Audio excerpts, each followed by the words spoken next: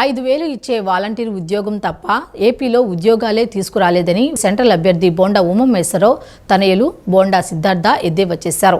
రాష్ట్రానికి రాజధాని ఏది అంటే చెప్పలేని పరిస్థితిలో ప్రజలు ఉన్నారని అన్నారు. టీడీపీ హయాంలో పేదలకు టిట్కో ఇళ్లు కేటాయిస్తే జగన్ కక్షపూరితంగా ఆ ఇళ్లను ఇవ్వకుండా లబ్ధిదారులకు అన్యాయం చేశారని ఆగ్రహం వ్యక్తం చేశారు. దేశ చరిత్రలో ఎక్కడా జరగని విధంగా విశాఖలో డ్రగ్స్ దొరికాయని చెప్పారు. విజయవాడ సెంట్రల్ నియోజకవర్గం 60వ డివిజన్ ఏ బ్లాక్ నుంచి బోండా సిద్ధార్థ ఎన్నికల ప్రచారం నిర్వహించారు. ఇంటింటికి వెళ్లి సూపర్ 6 పథకాలను వివరిస్తూ ఓట్లను అభ్యర్థించారు. అనంతరం మీడియాతో మాట్లాడుతూ సంక్షేమ పథకాలను ప్రవేశపెట్టింది టీడీపీ అని గుర్తు చేశారు.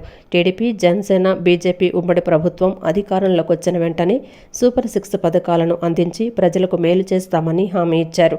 ఎప్పుడు ఎన్నికలు వస్తాయా, టీడీపీని ఎప్పుడు గెలిపించుకుందామా అని ఎదురు చూస్తున్నారని అన్నారు. 5,000 ఇచ్చే వాలంటీర్ ఉద్యోగం తప్ప ఏపీలో ఉద్యోగాలే తీసుకురాలేదని ఎద్దేవా చేశారు.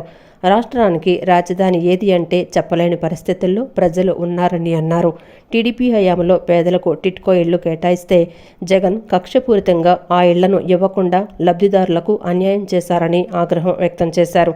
దేశ చరిత్రలో ఎక్కడా జరగని విధంగా విశాఖలో డ్రగ్స్ దొరికాయని అన్నారు. పశ్చిమ నియోజకవర్గంలో పనికిరాని వ్యక్తిని తీసుకొచ్చి సెంట్రల్లో వేశారని విమర్శించారు.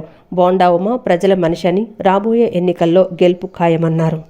ఈరోజు ప్రజలందరూ కూడా ఒకటి చెప్తా ఉన్నారు, సార్ కష్టాలు ఏంటో మేము 5 సంవత్సరాలు చూసాము, మేము ఎప్పుడు ఎన్నికలు వస్తాయా, ఎప్పుడు మా ఓటు తెలుగుదేశం పార్టీకి వేసుకుందాం అని చెప్పి 1000 కళ్ళతో ఎదురు చూస్తున్నామని చెప్పి ప్రజలు ముందుకు వచ్చి చెప్తా ఉన్నారు. అంటే వాళ్ళు పడే కష్టాలు రోజు చూస్తున్నారు కాబట్టి తినే ఉప్పు, కందిపప్పు, చింతపండు ధరల నుంచి ఏదైనా పిల్లల భవిష్యత్తు కోసం వాళ్ళు డిగ్రీయో ఇంజనీరింగో పూర్తి చేసుకుని బయటకు వచ్చి ఏదైనా జాబ్ చేద్దామంటే మంచి కంపెనీ లేనటువంటి పరిస్థితి. అంటే ఈ రాష్ట్రంలో ఉద్యోగం అని చెప్పి నిరుద్యోగుడు ఏదైనా బయటికి వెళ్ళి రెజ్యూమే పట్టుకుని తిరగాలంటే వాలంటీర్ ఇచ్చే 5,000 ఉద్యోగం తప్ప ఈ ప్రభుత్వం ఒక్క ఉద్యోగం కూడా తేలేనటువంటి ఒక దౌర్భాగ్యమైన పరిస్థితిలో ఉంది. మనం ఆ రోజు చూసాం విశాఖలో అన్ని కోట్ల రూపాయలు పెట్టి జీ సమ్మిట్ పెట్టాను నేను అని చెప్పి ఐటీ శాఖ మంత్రి జగన్మోహన్ రెడ్డి గారు చెప్పారు. మనకి ఏమైంది దాని తర్వాత? అంబానీ వచ్చాడు, అదానీ వచ్చాను, ఒక పెట్టుబడన్న వచ్చిందా దాని తర్వాత?